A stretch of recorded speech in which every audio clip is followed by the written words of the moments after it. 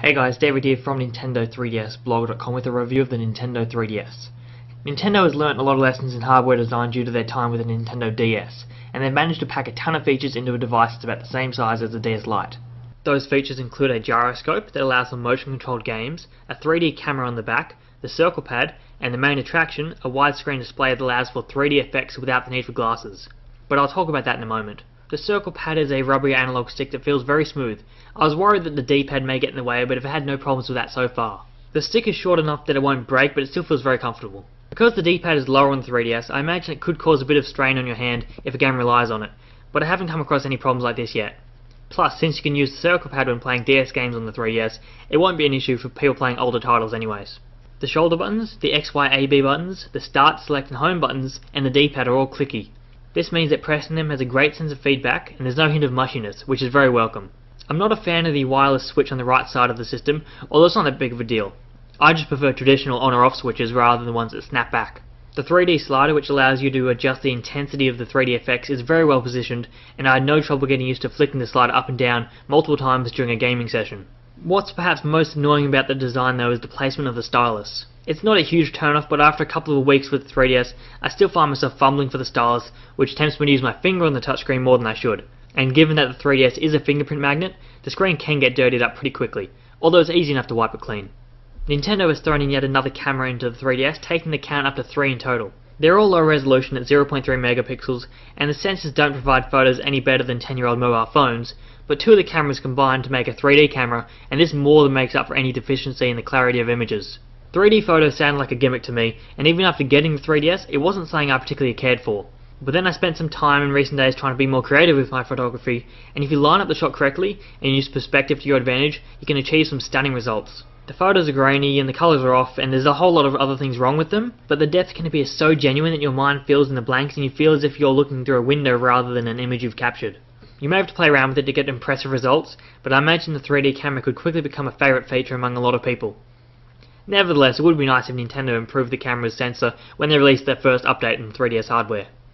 The big question in a lot of people's mind is, does the 3D work? And the simple answer is, yes. This is real 3D, not some cheap trick. It's no different from what you may have experienced if you saw Avatar in 3D or any other recent 3D movie. The only difference is that the screen size is smaller and there's no need to wear any sort of glasses, which just makes it more awesome. But developers can choose how to use 3D, and this can be both a good thing and a bad thing. Some games use the 3D very well. Bust-a-Move Universe, while not a great game by any means, looks amazing in 3D. The simple 2D graphics leap out of the screen, and it makes an otherwise uninteresting affair at least worth playing around with. I had more trouble with games like Super Monkey Ball 3D though. I'm not sure why this is exactly the case, but the 3D just didn't seem to add much depth to the game world. Everything still felt flat. Speaking of which, the 3DS supports both depth and pop-out forms of 3D. But in most cases depth is used, and this is to our benefit. This form of 3D causes less eye strain and can be made to enhance the gameplay.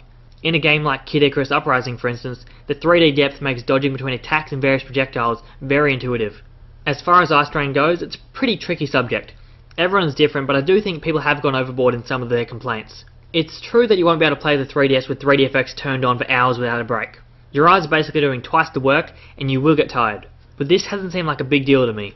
I'll be playing the 3DS, and with a quick flick of the 3D slider, I can turn the effects off for a little break, and then just turn them on when I'm ready. It's easy enough to adapt the 3D effects to how my eyes are feeling. Plus, I found as time has gone on, I've adapted to the 3D effects. I had a lot more eye strain troubles the first time I played the 3DS than when I do now. It's new technology and your eye muscles are doing things they're not used to doing, hence the strain. The best way to avoid eye strain is to play the 3DS when you're wide awake, and maybe turn the brightness setting down a couple of notches. Another problem with the 3D effect involves the sweet spot, which is a certain angle you must look at the 3DS from, otherwise the image becomes blurry. This is one of the main reasons why 3D content without glasses hasn't caught on in the past. It's easy enough to find the sweet spot, but if you're playing something like a racing game and have the tendency to move the 3DS around, the screen will continually blur as you lose sight of the sweet spot. And any game that uses motion controls will just totally break when played in 3D. Once again, it's something that you can sort of adjust to, but Nintendo really couldn't do anything about it at this point. The display technology that allows for multiple sweet spots is still too costly, but will hopefully make its way into new versions of the 3DS in the future. I think the best way to approach the 3D effect in the 3DS is like icing on the cake. Not all games will use it well, but when a game does use it well, like Kid Icarus Uprising or Bust-a-Move Universe, it's very impressive. You'll be blown away by the 3D the first time you see it, but it's everything else that's packaged in the operating system and the promise of games in the future that gives the 3DS substance. On the software front, there is a ton of stuff packed into the operating system. You'll be spending a lot of time in the home menu. This is basically the main hub for your 3DS that you can access at pretty much any time while using the device. You can control brightness levels, switch between different pieces of software, and jot down notes. And there's finally an easy way to manage your friends list, although you will still have to deal with 12-digit friend codes, but they are universal, so you won't have to deal with one for each game you play, which does make them sort of bearable. The biggest omission is that there is no way to message your friends, which is a pretty big shame. The feature will likely be added in the future, but it does sort of make the friends list a little bit less useful at the moment. The inbuilt software with the biggest wow factor is without a doubt the augmented reality games. These are the games and applications that make it appear as if digital content is appearing in the real world. For example, target shooting places a bunch of targets on your table, or floor, or any surface you wish, and then requires you to physically move around your environment to take them all out. At the end of a few rounds, you're put into a battle with a dragon which you must shoot until it turns to stone. There's also a game that morphs the world into a mini golf course, another that allows you to go fishing, and a 3D drawing application that has plenty of neat effects you can play around with. And that's just a taste of the augmented reality content. After playing around with those games and applications, you're able to unlock more difficult versions of the games and new applications. The only downside to these augmented reality games is they do require you to use cards that come bundled with the system. These are simply reference points that allow your 3DS to do various calculations about how far you're away from a surface and what angle the 3DS is being held at. There's no real way around this though, as augmented reality without a reference point is pretty unreliable. Two of the other biggest additions to the operating system include Street Pass and Spot Pass. Street Pass allows your 3DS to automatically exchange data with other 3DSs if you walk within a certain range. I think it's something like 30 feet.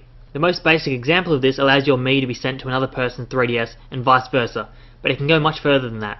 If you have a save file for Ridge Racer 3D for instance, and walk past someone with a save file for that same game, some of your racing data will be exchanged. This allows you to race against that person's ghost in a time trial. That's just a very simple example though, and other games do use the feature as a more central mechanic during gameplay, which is a very ambitious idea. The only problem is it's sort of broken. Street Pass works fine in some areas like Tokyo, but down here in Australia I have no hope of ever stumbling across someone who has a 3DS, with Street Pass enabled, their wireless turned on, and a save file for a game I own. There is too many variables. Even when I was in Tokyo and tested Street Pass, I forgot to turn on the wireless a couple of times and went for a walk. So while the feature is very cool, it's just too easy for it to fall apart. That said, when it does work, it is very satisfying. Seeing the notifications LED light up always gave me a little buzz, and it is a genuine shame that the feature will only be put to its full use in certain parts of the world. Spot Pass works on a similar principle as Street Pass. It allows your 3DS to automatically download data while it's sleeping, but in this case that data comes from the internet. This allows developers to send new content to your games without your intervention. This has the advantage of working flawlessly no matter where you are in the world as long as you have an internet connection, but it'll really be up to developers to make this feature continually exciting in the future. Nintendo included a charging cradle with the 3DS. This allows you to easily charge your 3DS without having to plug it in every time. And the reason they've done this is because Nintendo are well aware that the 3DS does not have good battery life. I haven't done any specific tests myself because I find it easy enough to just place the 3DS in the cradle throughout the day, so I haven't been caught in the situation where I want to play a game and don't have any battery. But according to most tests, you'll be getting about 3 to 5 hours of battery life on average with full brightness, 3D effects turned on and wireless off. And this sort of sucks. Nintendo will surely ramp up the battery life in the next version of the 3DS, and that does make this version feel sort of gimped. If you have consistent access to the charging cradle, I don't think this really matters, but it will be very noticeable if you're someone who plays the 3DS when going to and from school or work, and then maybe during your lunch break. The trick is to quickly form the habit of putting the 3DS in the cradle whenever you're not playing it. At the end of the day, the Nintendo 3DS is just a fun device to play around with. There's a ton of content packed into the operating system, and a solid lineup of games already in development. Some people hate the 3D, Street Pass is broken, a lot of the launch titles are depressingly bad, and even Nintendo's own creations are said to be light on content. I don't want to make the 3DS seem like some perfect piece of technology. It's not. But as you explore the home menu or play the augmented reality games or take 3D photos, it's hard not to smile because it's just a fun device to use and show off to your friends. If you've ever liked anything Nintendo has ever done, then I think you will love the 3DS.